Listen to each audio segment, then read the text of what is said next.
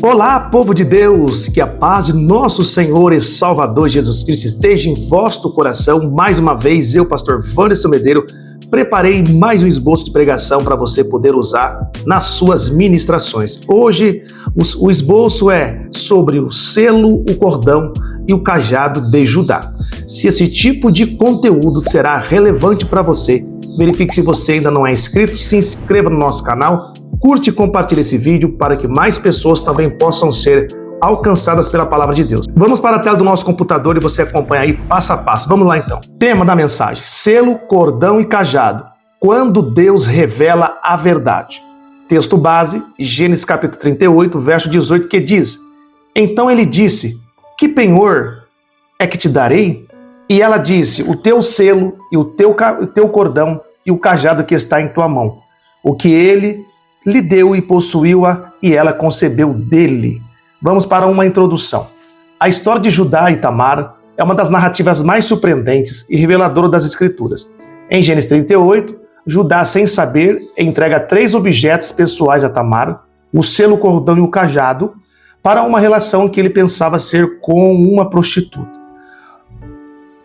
Esses objetos, no entanto, seriam usados por Deus como prova, revelação e restauração na vida de Judá. Deus ainda hoje usa circunstâncias, pessoas e até crises para trazer à luz quem realmente somos, nos confrontando com nossa identidade, autoridade e responsabilidade espiritual. Vamos partir para o contexto histórico. Judá era filho de Jacó e irmão de José. No capítulo 38, Judá se separa de seus irmãos, casa-se com uma cananeia e tem filhos. Seu primogênito Er casa-se com Tamar, mas morre. Depois, Onã, que deveria cumprir a lei do levirato, também morre devido à desobediência. Tamar é então deixada à espera do terceiro filho, mas Judá não cumpre sua palavra. Tamar, percebendo o abandono, age para garantir seu direito. Judá, ao encontrá-la, entrega seus símbolos pessoais, equivalente a documentos de identidade na época, e isso expõe sua injustiça e conduz à sua restauração. Vamos então partir diretamente para o tópico de número 1. Ponto de número 1, o selo. A identidade revelada. O selo era usado para autenticar documentos, contratos e propriedades. Representava a identidade e caráter. Olha só um exemplo aqui em Esther 8:8 e Efésios 1:13. O selo do rei dava validade oficial. Efésios 1:13. Fomos selados com o Espírito Santo. Isso nos prova que o selo fala de identidade. Qual é a lição espiritual desse tópico de número 1? Deus expõe a verdadeira identidade do homem. Não a aparência, mas o coração. Judá tentou esconder seu erro, mas o que era oculto foi revelado pelo próprio objeto que representava quem ele era. Não há como ser aprovado por Deus sem antes expor a identidade real diante dele. Depois você lê aí com mais atenção toda a história do capítulo 38 sobre Judá e Tamar. Não vou entrar muito em detalhes aqui para o vídeo não ficar muito longo, mas você vai entender que por mais que ele tentou esconder de se relacionando com Tamar, sua nora, achando que era uma prostituta, ele deixa com ela como garantia esses 3 objetos. Achou que ninguém tinha visto. Mas depois de 3 meses ela aparece grávida. Você vai ver que quando ela vai ser condenada para ser queimada em público, porque achou que ela havia adulterado, porque aparece grávida e não esperou o seu filho ser lá mais novo para ser como seu esposo, conforme a lei do levirato. Mas você vai entender que quando Judá vai condenar Tamar, ela vai apresentar esses pertences, aonde ele reconhece seus pertences, então ele acha que ela foi mais justa do que ele e ela não é condenada. Então, ou seja, a verdade sempre vai aparecer. Judá tentou esconder de todas as formas, mas o próprio objeto que ele deixou como garantia para aquela mulher, lá no final também, esses objetos foi de encontro a si mesmo, ou seja, como se fosse um julgamento contra si próprio. Os objetos que ele tentou esconder agora é revelado, por assim dizer. Então isso baseado no primeiro objeto, que é o selo, que fala de identidade. Então a identidade de Judá é revelada. Bom, vamos partir para o tópico de número 2. O cordão, a vida ligada à aliança. O cordão segurava o selo e muitas vezes carregava amuletos ou símbolos familiares. Representava a aliança, conexão e pertencimento. Vou deixar 2 concordâncias. Um em Josué 2,18, que diz o cordão escarlate que salvou a casa de Raabe. Eclesiastes 4,12 vai falar sobre o cordão de 3 dobras, não se rompe. Então, o cordão ele está ligado à aliança. Qual é a lição disso? Judá havia rompido sua responsabilidade familiar e espiritual. O cordão, lembra que nossas alianças revelam nossa fidelidade com Deus, com a família, com a igreja e com a palavra. Tamar usa o cordão para mostrar que Judá havia rompido alianças, mas Deus estava chamando-o de volta.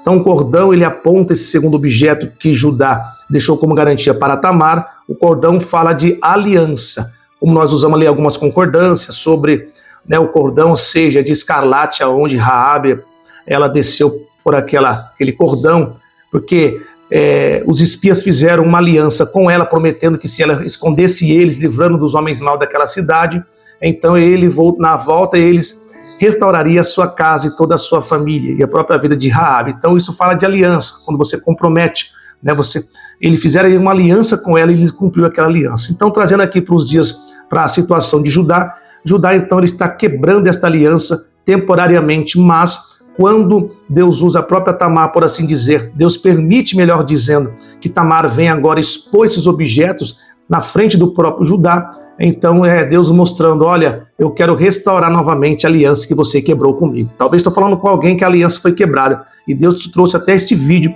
para te dizer que Deus deseja e quer restaurar esta aliança que foi rompida por algum motivo, não cabe a nós, mas Deus sabe de todas as coisas, tá bom? Vamos partir para o tópico de número 3, lembrando que você pode ampliar a cada tópico aqui, fica à vontade.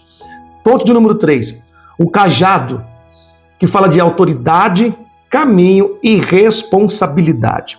O cajado era símbolo de liderança, direção e autoridade pessoal. Olha o que diz no Salmo 23:4 e Êxodo 4:2 como concordância para você ver. Teu cajado me consola. Êxodo 4:2, Deus usa o cajado de Moisés como instrumento de poder, ou seja, o cajado ele aponta para a autoridade que Deus nos delegou. Qual é a lição disso? Judá entregou o seu cajado, símbolo da autoridade, que ele não estava exercendo corretamente. Quando não assumimos nossas responsabilidades, especialmente na família, Deus revela e corrige. O cajado aponta para a nossa capacidade de guiar, proteger e conduzir. Olha, a autoridade fala de caminho e responsabilidade. É como se Judá estivesse abrindo mão da sua responsabilidade familiar e até mesmo pessoal. Mas Tamar apresenta também um cajado, mostrando que Deus queria trazer de volta essa autoridade em que Judá havia recebido da parte de Deus. Deus te deu autoridade para pisar em serpentes e escorpiões, Deus nos deu autoridade para vencermos os nossos adversários.